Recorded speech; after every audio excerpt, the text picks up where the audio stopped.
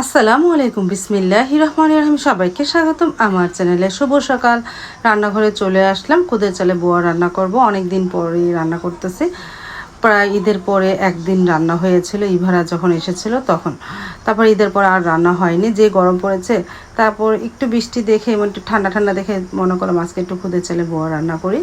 খুদের চালটা ধুয়ে নিয়েছি। প্রেশার কুকারে আলু সিদ্ধ দিয়েছিলাম, কাঁঠাল দানা সিদ্ধ দিয়েছিলাম, শুটকিটা ভালোভাবে ধুয়ে টেলে নিয়েছি। এখন বেগুন ভর্তা, আর সকালে উঠে কতগুলি পেঁয়াজ ছুলে নিলাম ভর্তার জন্য, আর রেখে দেব। আর প্রেশার কুকারে খুদের চালে বোয়াটা বসিয়ে দিয়েছি, আস্তে আস্তে তাহলে ভর্তাগুলো বানাই। তারপরে তো এদিকে 3 রকম ভর্তা হয়েছে, কালিজিরা, বেগুন আর আলু। এখন কাঁঠাল দানা ভর্তা বানাচ্ছি শিলপাটায় বেটে সব ভর্তাগুলো বানিয়েছিলাম। তারপরে তো ভর্তাগুলো বানানো হয়ে গেল, 5 রকম ভর্তা। আর খুদের চালে বোয়াটা আমি একটা পাত্রে বেড়ে নিতেছি। প্রেশার কুকার ধরে আর ডাইনিংয়ে নেব না, এই বাটিতে বেড়ে নিয়ে যাই। তারপরে নিয়ে আসলাম, টেবিলে বসে সবাই খেয়ে নিলাম। সবার মধ্যে আমি, মা আর সাইদুলের বাবা, আর তো কেউ না। মেয়েরা এখন তরিও শুয়ে আছে। ও না, ছোটো মেয়ে অবশ্য কোচিংয়ে গেছে, ও প্রায় 8টা বাজে চলে যায় কোচিংয়ে। আর বড় মেয়ে শুয়ে আছে। তারপরে খেয়ে নিলাম খুদের চালে বোয়ার ভর্তা। এটা আমাদের বিক্রমপুরের ঐতিহাসিক একটা নাস্তা বলতে পারো তোমরা। ভালোই লাগে খুদের চালে বোয়ার ভর্তা।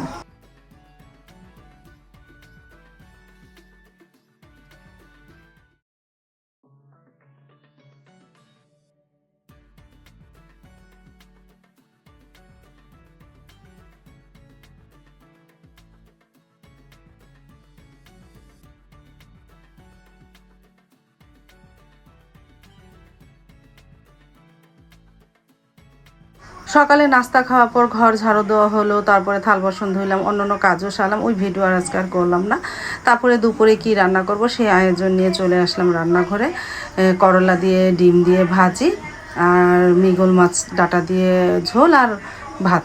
এই দুপুরের মেনু। ভাতটা বসিয়ে দিয়েছি, আর পাশের চুলায় মাছটাও ভেজে নেই। না, মাছটা একটু পরে ভাজি। ডিম দিয়ে করলা দিয়ে ভাপে সিদ্ধ করে নিতেছি, পেঁয়াজ কাঁচামরিচ দিয়ে পরে বাগার দিব। আর পাশের চুলায় মাছটাও হালকা ভেজে নিতেছি আস্তে আস্তে।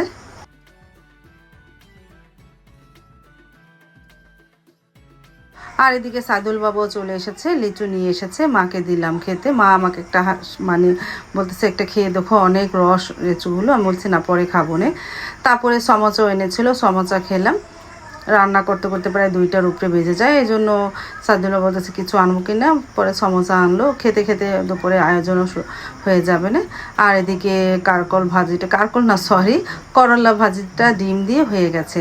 মাছ ভাজা হয়ে গেছে, এখন মশলা কষিয়ে নিই। তারপর তো মশলা কষানো হয়ে যাওয়ার পর ডাঁটা আলু দিয়ে দিয়েছে। ডাঁটাটা আমি একটু ভাপ দিয়ে নিয়েছিলাম। এখন মশলার সাথে কষিয়ে পরে পানি দিয়ে ভাজা মাছগুলো দিয়ে দিব না।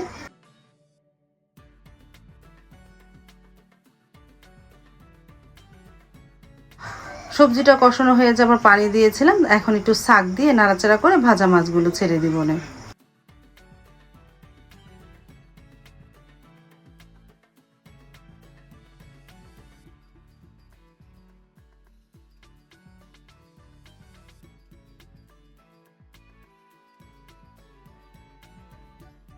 তারপরে হয়ে গেল ডাঁটা দিয়ে মৃগেল মাছের ঝোল। মাশাআল্লাহ, কালারটা সুন্দরই এসেছে।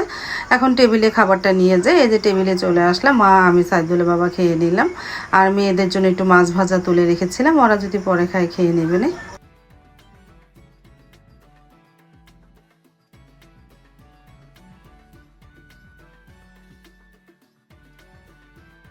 তারপর তো নিয়ে নিলাম ডাঁটা দিয়ে মৃগেল মাছের ঝোল। আলহামদুলিল্লাহ, অনেক মজাই হয়েছিল।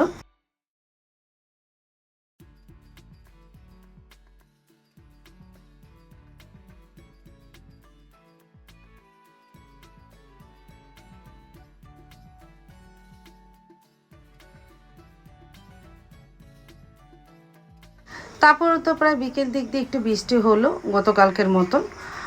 আবারও একটু বৃষ্টি হলো, আর গতকালকের মতন অত বেশি হয়নি, অল্পই হয়েছে। আজ তাহলে এই পর্যন্ত, দেখা হবে আগামীকালকে নতুন আরেকটা ব্লগ নিয়ে। আল্লাহ হাফিজ, আসসালামু আলাইকুম।